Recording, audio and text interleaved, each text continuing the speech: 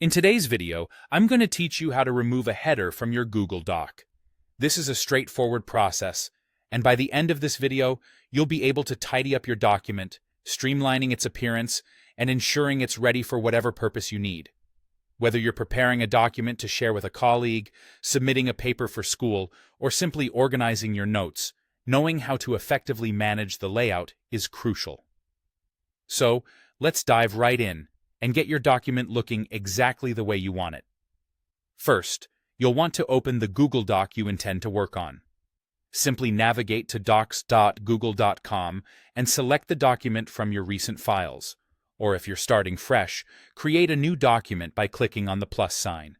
Once your document is open, we'll move on to the header area, which is located at the very top of each page. Now, placing your cursor is key. Go ahead and double-click into the header section at the top of any page of your document. You'll notice that this area becomes active, highlighted, and ready for editing. Activating the header is an essential step because it allows you to make alterations or remove content as necessary. With the header now active, your attention should be drawn to the right side of the header bar. Here, you'll find a menu labeled Options.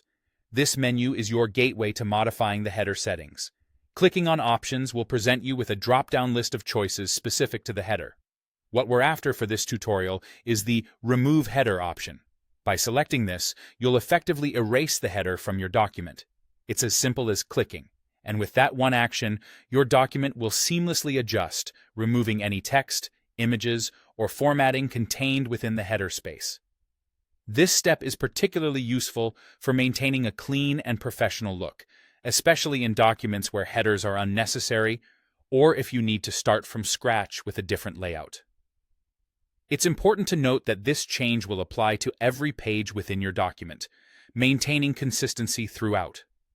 Should you ever need to reverse this action and reinstate a header, you can always double-click the header area and start anew by typing in any required text or adding any desired formatting.